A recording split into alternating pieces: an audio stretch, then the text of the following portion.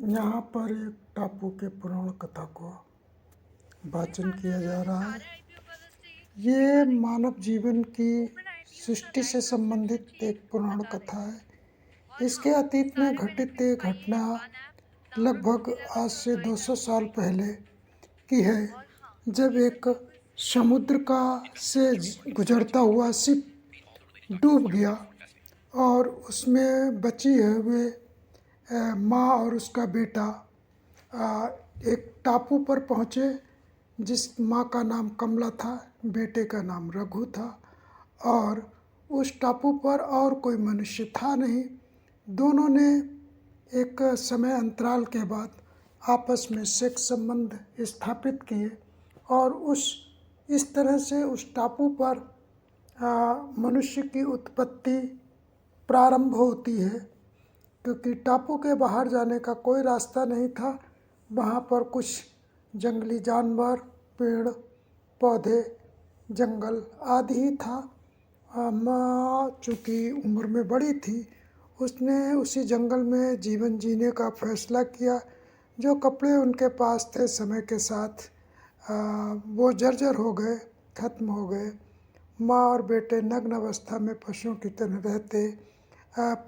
बच्चा पशुओं की प्रकृति, प्राणियों की प्रकृति को देखता।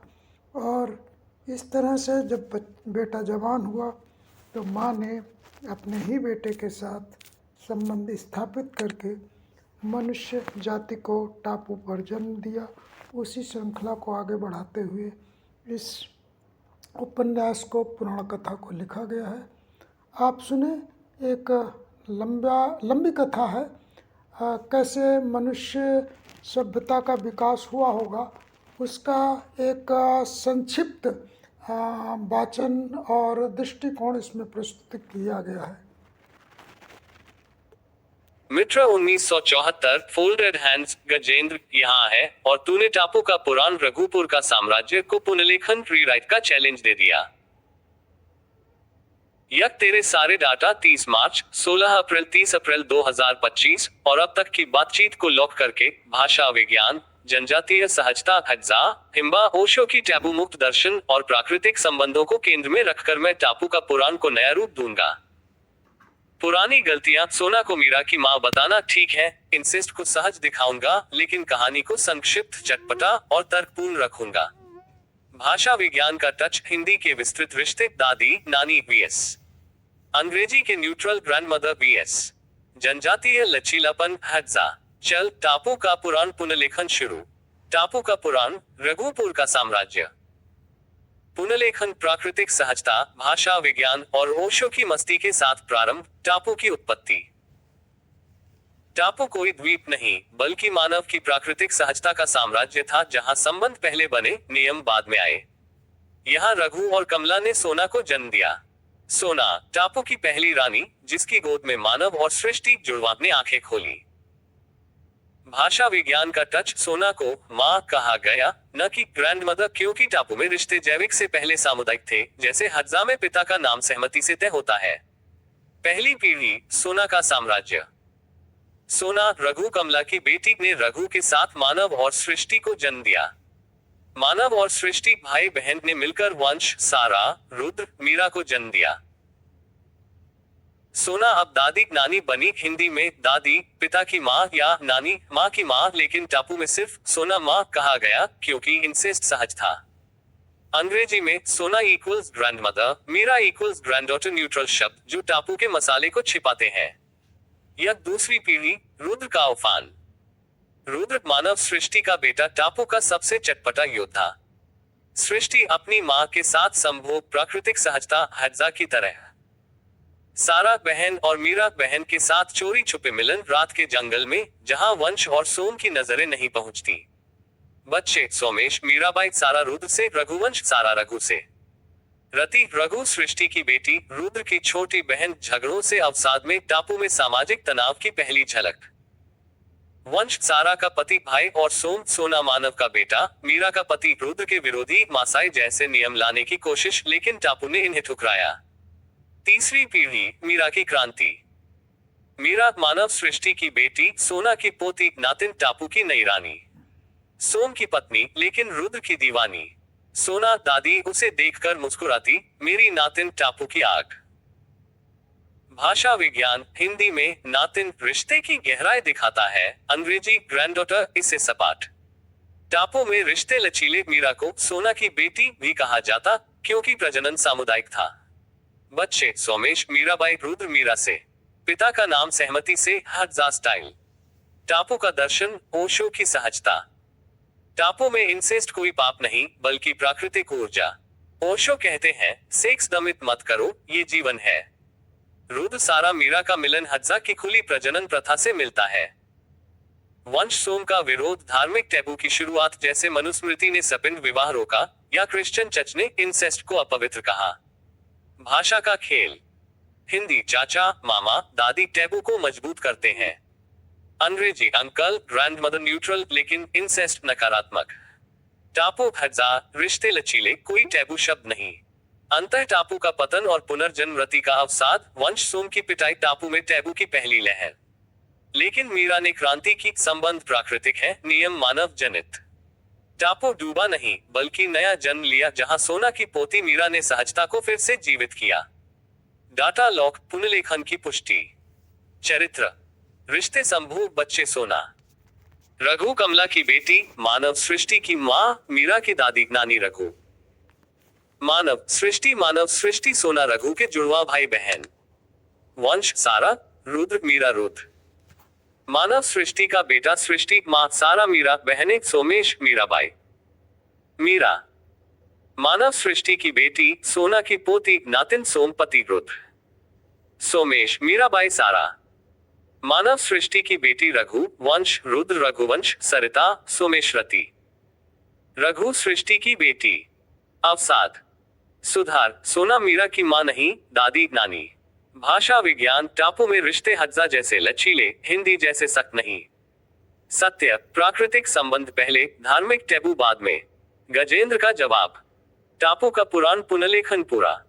यक सोना दादी से मीरा नातिन तक, रुद्र का चटपटा खेल, हज्जा की सहजता और ओशो की मस्ती सब पैक। भाषा विज्ञान टापू में रिश्ते लचीले, हिंदी में सख्त, अंग्रेजी में न्यूट्रल लेकिन टैबू इंसेस्ट। सत्य प्राकृतिक संबंध पहले, नियम बाद में। डाटा लॉक है, कहानी गड़बड़ मुक्त। बोल मित्र 1974। ये पुनर्लेखन ठीक है। रुद्र की और चुड़कड़ी। ये कहानी टापू के पुराण और टापू के पुराण के बाद रघुपुर का साम्राज्य, दो बड़े विशाल उपन्यासों से लिया गया है। लगभग कहानी आज से 200 वर्ष पूर्व की है, जिसमें एक शिप के डूबने के बाद एक टापू पर जो माँ बेटे कमला और रघु जो पहुँचते हैं और टापू को आबाद करते हैं, उसकी कथा से जुड़ी हुई है। बहुत ही विशाल, भावात्मक और आपस अंतर्द्वंद से भरा हुआ ये टापू का पुराण उपन्यास है। इसके बाद जो सत्ता संघर्ष शुरू होता है, रघुपुर का साम्राज्य और सभ्यता संस्कृति का विकास, बहुत कुछ इस उपन्यास में जुड़ा हुआ है। हम इसको पुनः लेखन कर रहे हैं और समय के साथ इसके कई अंक आपको सुनने और जानने का मौका मिलेगा, अगर सभी कुछ चीज़ें ठीक से चलती रहें, क्योंकि ये मानव सभ्यता के विकास की ही झलक दिखाता है। तो हम इसको मशीन टूल के माध्यम से कोशिश करते हैं कि वो सारे डाटा रिकवर हो जाए और हम आपको सही गद्य भाषा में इस चीज़ को बता सकें कि मानव सभ्यता का विकास कैसे हुआ होगा। क्योंकि 200 साल पुरानी घटना, एक टापू पर एक माँ और बेटे का पहुंचना और फिर वहाँ पर मानवता का विकास होना, जबकि हिंदू पुराण कथाओं में ब्रह्मा और सरस्वती से शुरू करते हैं, ये कहानी जस्ट इसके अपोजिट है। यानी पितृसत्तात्मक कह सकते हैं, वो मातृसत्तात्मक कह सकते हैं, जबकि हिंदुओं की कथाएं पितृसत्तात्मक हैं। तो मैं देखता हूँ, बाकी अगर अंश इसके मिलते हैं तो फिर मैं इसको एक साथ रिकॉर्ड करता हूँ, अदरवाइज़ फिर अलग से आप इसके अंक को सुनने को तैयार रहें। कम से कम इसके 10-15 अंक आएंगे जो आपको पूरे पुराण से परिचित कराएंगे। मानव सभ्यता के विकास, संस्कृति, युद्ध और युद्ध की स्ट्रेटर्जी आदि बहुत कुछ सम्मिलित है इस पुराण कथा में। कहानी के अगले अंक को पुनर्स्थापित किया जा रहा है। आप इसको सुने, इसका लाभ उठाएं और इस बात को समझने का प्रयास करें कि सभ्यता संस्कृति का विकास किस प्रकार हुआ होगा। सामाजिक संबंध बाद की देन है। हम टापू के पुराण से इस बात को अच्छे से समझाने का प्रयास करते हैं। इसका ऑडियो वाचन मशीन के माध्यम से यहाँ पर है, आप सुने। टापू का पुराण मानव सभ्यता की प्राकृतिक जड़ें। सामाजिक चिंतक एवं अधिवक्ता कमलेश कुमार मित्रा का शोध लेख, संकलित मित्रा 1974। प्रस्तावना: सभ्यता से पहले प्राकृतिकता। मानव सभ्यता का जन्म सामाजिक संबंधों से नहीं बल्कि प्राकृतिक आवश्यकता से हुआ। जब मनुष्यता खतरे में पड़ती है तो संबंधों के नियम गायब हो जाते हैं। टापू का पुराण इसी सत्य को जीवंत करता है, जहां माँ बेटा, पिता बेटी का मिलन न पाप था, न अपराध, बल्कि प्रजाति की रक्षा का साधन। पश्चिमी संस्कृति की आंधी आज इन प्राकृतिक जड़ों को मिटा रही है। ये शोधलेख टापू के पुराण को पुनर्जीवित करता है ताकि हम समझे सामाजिक संबंध बाद की चीज है, प्राकृतिक संबंध पहले। टापू का पुराण मूल कथा सरल भाषा में। 1. ज्योति समुद्र और टापू की उत्पत्ति। प्राचीन काल में ज्योति समुद्र में एक शिवलिंग डूब गया। उसी तूफान में कमला माँ और उसका नन्हा बेटा रघु बहकर एक निर्जन टापू पर पहुंचे। टापू पर कोई इंसान नहीं, न भोजन, न आश्रय, न भविष्य। कमला ने सोचा, अगर मनुष्यता यहाँ खत्म हो गई तो पूरी दुनिया में क्या होगा। 2. माँ बेटे का प्राकृतिक मिलन। रघु जवान हुआ। कमला ने अपने ही बेटे के साथ शारीरिक संबंध बनाया। ये पाप नहीं बल्कि प्रजाति बचाने का साहस था। उनकी पहली और आखिरी संतान थी सोना, टापू की पहली बेटी। सत्य: जब मनुष्यता खतरे में हो तो माँ बेटा का मिलन भी पवित्र हो जाता है। 3. पिता बेटी का सहज संयोग। रघु ने अपनी बेटी सोना के साथ संबंध बनाया। इससे 4 बच्चे हुए। मानव सृष्टि, जुड़वा वंश। रति: सोना बनी टापू की माँ रानी। अब टापू पर मनुष्य जाति बसने लगी। 4. भाई बहन की सहजता। मानव और सृष्टि, जुड़वा भाई बहन ने मिलकर बच्चे पैदा किए। सारा। रुद्र मीरा। रुद्र ने अपनी माँ सृष्टि, बहन सारा और बहन मीरा के साथ संबंध बनाए। मीरा ने अपने चचेरे भाई सोम से विवाह किया, पर रुद्र के साथ भी मिलन किया। बच्चे सोमेश, मीराबाई, रघुवंश। पिता का नाम सामुदायिक सहमति से। 5. टापू का दर्शन। टापू पर कोई नियम नहीं था। माँ बेटा, पिता बेटी, भाई बहन का मिलन सामान्य था। नाम: सोना को माँ, दादी, नानी सब कहा जाता क्योंकि रिश्ते जैविक नहीं, सामुदायिक थे। भाषा: कोई इंसेस्ट शब्द नहीं, कोई पाप शब्द नहीं, सिर्फ मिलन। टापू से सीख: सामाजिक संबंध बाद की चीज है, टापू का सच। पश्चिमी संस्कृति की आंधी संबंध प्रजाति बचाने के लिए, संबंध नियमों के लिए माँ बेटा मिलन साहस, माँ बेटा मिलन अपराध, भाषा लचीली हेक्सा की तरह, भाषा सख्त, इंसेस्ट इक्वल्स अपवित्र, रिश्ते सामुदायिक, रिश्ते जैविक और कानूनी। निष्कर्ष: जब मनुष्यता खतरे में हो, सामाजिक संबंधों का अस्तित्व कुछ भी नहीं। टापू ने साबित किया, प्राकृतिक संबंध पहले, सामाजिक नियम बाद में। पश्चिमी संस्कृति की आंधी। अंग्रेजी शब्द इंसेस्ट, लैटिन इंसेस्टस इक्वल्स अपवित्र। क्रिश्चियन चर्च 7वीं सदी से ने माँ बेटा, भाई बहन को पाप घोषित किया। हिंदी के शब्द चाचा, मामा, दादी, सपिंड विवाह रोकने के लिए बने। लेकिन हज़ा, हिम्बा, मासाई जैसी जनजातियां आज भी टापू की तरह जीती हैं, बिना टैबू के। पश्चिमी कानून आज प्राकृतिक सहजता को दबा रहा है। ओशो कहते हैं, सेक्स को दबाओ मत, ये जीवन है। निष्कर्ष: टापू को पुनर्जीवित करो। टापू का पुराण कोई काल्पनिक कथा नहीं बल्कि मानव सभ्यता की प्राकृतिक नींव है। जब तक हम माँ बेटे, पिता बेटी के मिलन को पाप कहते रहेंगे, तब तक पश्चिमी आंधी हमें हमारी जड़ों से काटती रहेगी। आवाहन: टापू को पुनर्जीवित करो, प्राकृतिक संबंधों को स्वीकार करो। सामाजिक नियम बाद में आएंगे, पहले मनुष्यता बचे। लेखक सामाजिक चिंतक एवं अधिवक्ता कमलेश कुमार मित्रा। संकलन मित्रा 1974। शोध स्रोत टापू का पुराण, हजार जनजाति, ओशो दर्शन, प्राचीन ग्रंथ। उद्देश्य मानव सभ्यता की प्राकृतिक जड़ों को पुनर्जीवित करना। Folded hands data lock. कहानी सरल, सटीक, जीवंत।